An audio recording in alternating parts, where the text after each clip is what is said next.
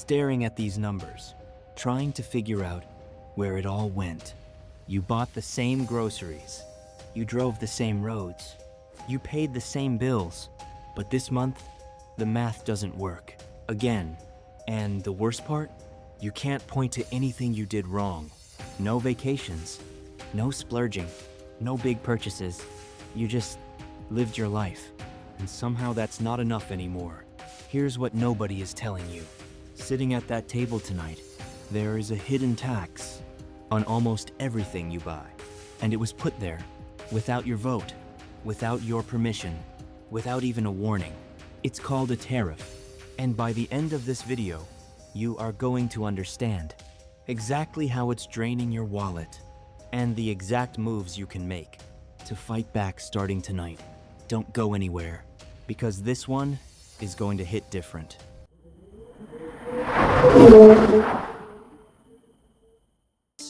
Not in school, not at work, not on the news. Actually explained it. In plain English, like a real human being. Never, right? That's not an accident. Because an informed person is harder to take advantage of. So let me be the person. Nobody was for you. A tariff, in the simplest possible terms, is a tax on stuff coming into the country. That's it. When America buys products from other countries, China, Mexico, Canada, Europe, the government can slap a tax on those goods before they even reach the store shelf. Now here's the psychology of it, that they never explain. When politicians announce tariffs, they always say the same thing. We're making other countries pay. But that's not what happens. Let me show you exactly what actually happens. A factory in China makes a laptop. Costs them $400 to make. They ship it to America. The US government says, 25% tariff on Chinese electronics. That's $100 extra tax on that laptop, just to enter this country. Now the importer, the American company, bringing it in has a choice. They can absorb that $100 loss, or they can add it to the price and sell it to you for $100 more. Which one do you think a profit-driven corporation chooses? Every single time. The laptop that was $799 last year, $949 this year. Same laptop, same screen, same processor, same everything.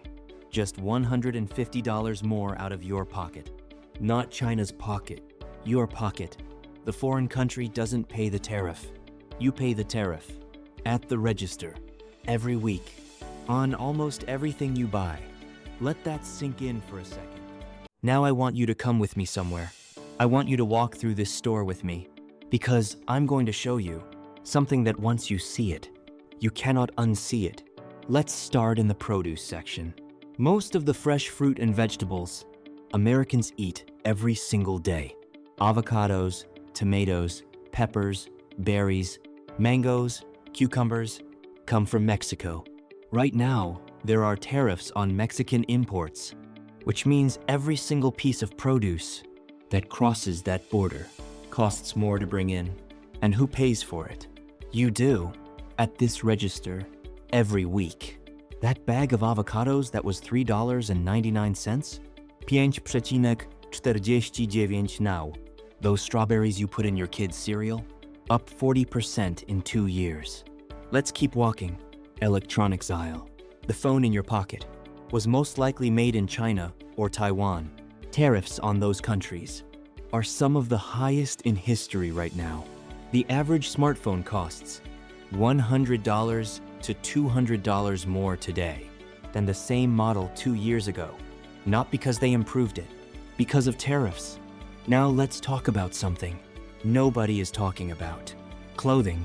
That jacket you bought your daughter. Those work boots you need replaced. Your son's school shoes. Most American clothing brands manufacture in China, Vietnam, Bangladesh, all tariff-affected countries. And here's the quiet part. Brands don't always raise the price. Sometimes they just make it cheaper. Thinner material, weaker stitching, lower quality, same price. Worse product, They call it shrinkflation, and it's everywhere. Now let's talk about the number that actually made me stop when I saw it. The average American family is spending an estimated $1,500 to $2,000 more per year because of current tariff levels per year. That's $125 to $170 extra every single month. Gone. Not because you spent more, not because you changed anything, just because of where the things you buy were made. I want to introduce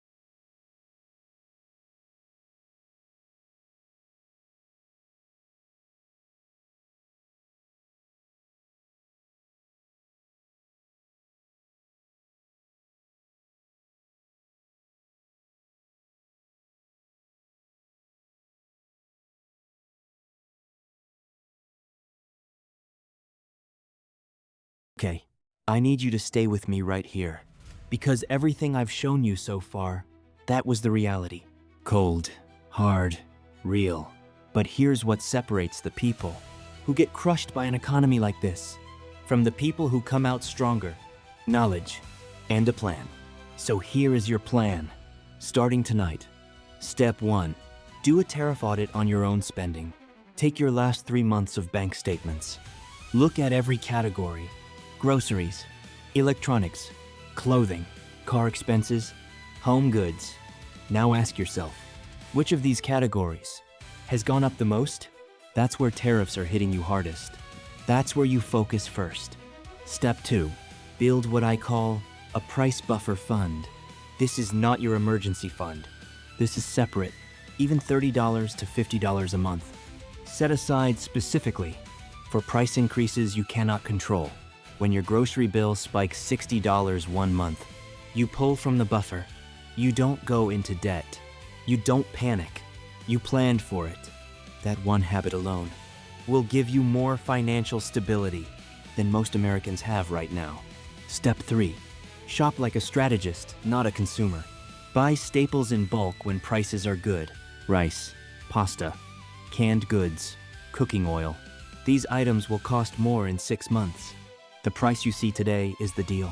Use cashback apps on every purchase. Ibotta, Rakuten, Fetch. Every dollar back is a dollar that tariffs didn't take from you. Step 4. Stop letting inflation sit in your savings account. The average savings account pays 0.5% interest. Inflation and tariffs are running at 3 to 5%. That means every dollar sitting in a regular savings account is losing value every single day. Move it. High-yield savings account minimum. Index funds if you can. Even $25 a week invested beats $25 a week, slowly losing value in a bank account. Step 5. Change what you can control. You cannot vote tariffs away tonight. You cannot change what products cost. You cannot control the economy, but you can control your financial decisions. You can control how much you know. You can control whether you show up for yourself financially or whether you let the system make every decision for you. James, the guy I told you about, he came back from that brutal month, not because things got cheaper. They didn't. But because he made a plan. He built his buffer fund. He started investing $40 a week in a simple index fund. 6 months later, James had $1,000 saved, and his stress levels at the kitchen table went from overwhelming to manageable. That's what this is about. Not getting rich overnight, not some secret trick, just understanding the game and playing it smarter than the system expects you to. You found this channel for a reason, and that reason is you're done letting things happen to you. You're ready to understand. You're ready to plan. You're ready to build. Subscribe if that's you, because next week we are talking about the 3-digit number that is quietly costing you thousands of dollars every single year. And most people don't even know their own score, your credit score, and why it might be the most expensive number in your life. I'll see you there.